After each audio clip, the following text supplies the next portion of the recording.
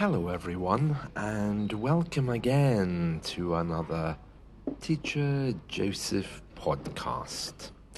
Today, I'm in a cafe bar in the town centre. Now, it's quite common to have cafes here where you can go for a coffee, and also you may have heard on the media that pubs here are no longer so popular because less and less people are choosing to drink alcohol. As a direct result, many pubs here are trying to go continental, and what that means is that they're changing their image. Historically, pubs would open in the afternoons and evenings, but many pubs here now want to be more family friendly. They've rebranded, opening in the morning, offering breakfast and coffee, which may seem more like our European neighbours. Of course, here, the time to buy alcohol is severely restricted.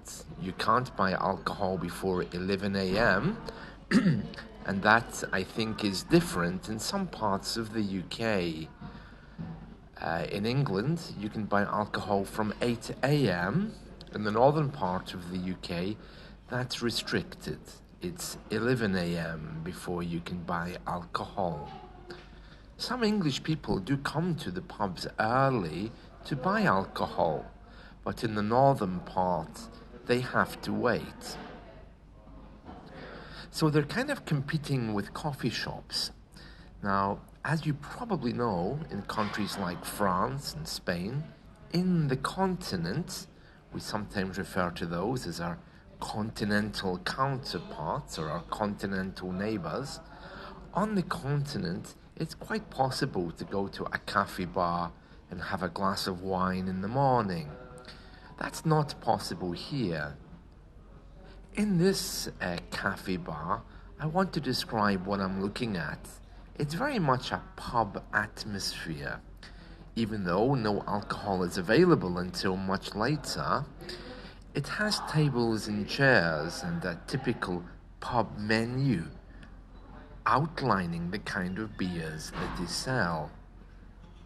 This particular one also has an app, so you can order and they'll bring your order to the table, so you don't have to keep going to the bar. Now I'm going to read the breakfast menu here, just to give you an idea of the kind of things that they sell. Now I had scrambled egg on toast, which was absolutely delicious. I love that. Okay, so the menu says breakfast served 8 a.m. until 12 noon. So the first thing it says is a large vegetarian breakfast. That's very typical here. You all know about the British breakfast or the typical English breakfast. So this is the vegetarian version. You can have eggs, 2 fried eggs, 3 vegetarian sausages, and the question is then, is it really a sausage? Baked beans, 3 hash browns, which is basically some kind of deep fried bread and potato, mushroom, tomato, and 2 slices of toast. And that all costs £7. They have a smaller version of that, and indeed a vegan version of that, where there's no eggs. They have the American breakfast, which of course is something similar but full of pancakes, and it's much sweeter. They also have toast alone. You can have 2 slices of toast with jam or marmalade, and you can choose the type of bread that you want. They also have eggs Benedict, which is 2 poached eggs on an English muffin with ham. They also have American-style pancakes. They have beans on toast, small beans on toast, and they also have breakfast sandwiches.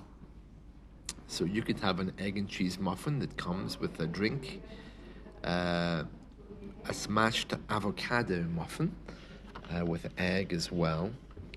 And so I had scrambled eggs and toast. They were quite reasonably priced at £3.77, and I bought a drink separately.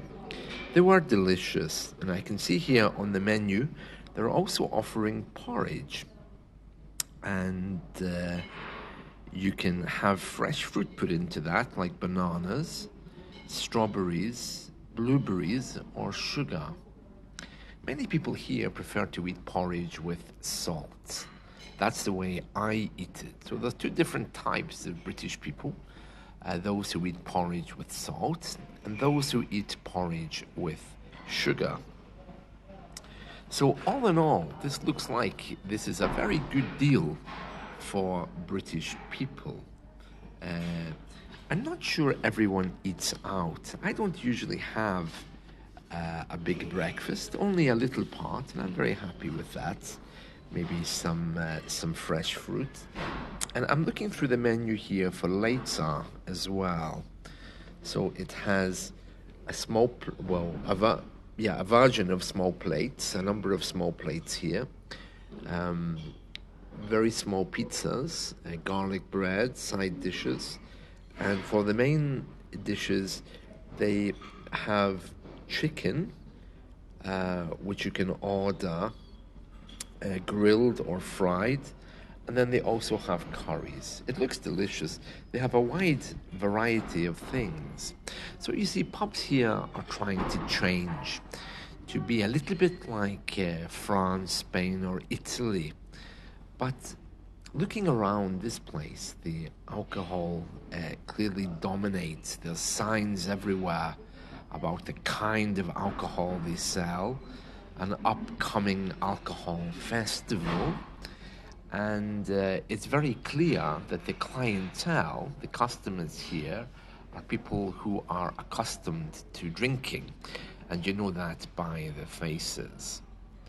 This cafe bar also has security, which would indicate that sometimes, perhaps on football days, they sometimes run into problems. There's a security guard who comes on duty in the evenings just to make sure things are quiet, and he's also there in the afternoon if there's a football match on. This cafe bar is quite extensive, and there's a sign here saying no children allowed upstairs. And I think generally speaking, in many bars and pubs, children aren't allowed inside anyway. This one's clearly trying to change. They've got a separate area for kids, which is downstairs in the beer garden, and kids aren't allowed upstairs. When I was a little boy, this building was the post office, and it was, and still is, attached to the train station, so that when they sorted out all of the paper mail, they could simply drag it through a door and they would be on a platform for it to go to different parts of the country or to the airport or wherever it was going. That's all changed now. With the internet, everything has changed. So what's left is a very large Victorian building with 2 floors. There's still remnants of the old post office. The name of this pub makes reference to the post office, and the train station is right next door. It's a handy place to come into if you're waiting for a train, but on the other hand, it's not very nice in the evening. This cafe bar in the evening would simply be a pub, and people wouldn't be coming in here only for coffee in the evening time. So in the morning time it's quite safe, but as time goes on, I wouldn't really like to be someone who's drinking here. It's one of the cheapest types of pubs in the UK. It's a large chain, and whenever cheap alcohol is being offered, you can expect trouble. Like any UK building, it's covered in fire exits. And what I mean by that, when I say covered in, I mean there's a lot of them. There's a fire exit directly behind me, there's a fire exit in front of me, and there's many signs telling me where the nearest exit is. There's pictures on the wall of the old post office as it used to be. And I can see the train station, the corner of it at least, covered in pigeons. And it's very beautiful. It's very nice with these Roman-style arches. The nice thing about sitting upstairs here is that in the morning it's very quiet, and out of the windows I can see the residency for the university. Big tall buildings which house little rooms for students from all over the world. And underneath there's a shopping centre which looks like it comes from the 1970s. It doesn't. It's fairly new, but the building is old. I believe it was a factory of some kind. In the distance, I can see the train tracks, and they're all electric, so there's large electrical-looking structures, metal structures covering the tracks, as well as old bridges. So it really is a mixture of old and new. Because this place is a family-friendly cafe bar, it's very much help yourself. Even though they bring you your food and your drink, you have to go and get your own knives, forks, and condiments, as we call them, you know, the sauces and vinegar and salt, from a main tray which sits in the middle. What's striking about this place in particular is the low-lying chandeliers, or it's more correct to say the low-hanging chandeliers. These are big lights hanging from the ceiling, which give a feeling of grandeur and beauty of a time gone by. When I was a little boy, I don't remember the chandeliers, but I certainly do remember the counter service for the post office, which was downstairs. And all of the sorting of the mail took place upstairs, because that's where there's a door that connects with the train station. Now that it's a pub, I'm sure that exit has been all sealed off. Or maybe they've left it simply as a fire exit for health and safety reasons. I don't know. Looking through these large arch windows is indeed very beautiful. If it wasn't for the advertisements for beer everywhere, this could easily be mistaken for a big old government library, but with no books, or at least some kind of government building or old-style, old-fashioned bank. We don't have many of those left, and I think the reason why this building looks the way it does is because it's probably protected by law. Many of our old buildings can't be touched if they're registered as having some special interest to historians. I'm not sure why this building would be exactly special, but it does almost certainly bear a testament to the days when we had a postal service. Of course, we still have a postal service, but they operate from very small buildings now because nobody uses it. So I can look over the balcony here. I'm on the first floor, and there's a huge big balcony like a mezzanine that goes around the whole of this floor, so I can look down to the main floor, and I can see people who are anxiously waiting for 11 o'clock to come when they can buy beer, which is very sad, but That's the way it is.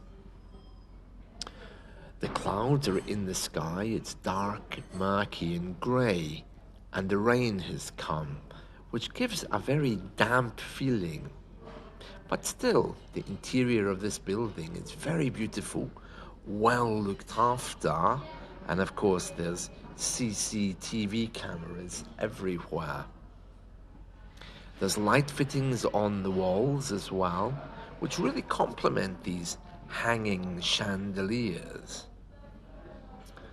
Looking into the distance, I can see on the floor below many people coming in to shelter out of the rain. In the morning times, pubs like this really are converted into coffee shops, you could say. But as the day goes on, the atmosphere really changes and the noise level certainly goes up. It's really nice that they have a dual purpose, selling the coffee and the beer. Well, that's it from me for today. I hope you've enjoyed this little description of a cafe bar. More of a bar than a cafe, but in the mornings, maybe more of a cafe than a bar. That's it from me. Take care. Bye.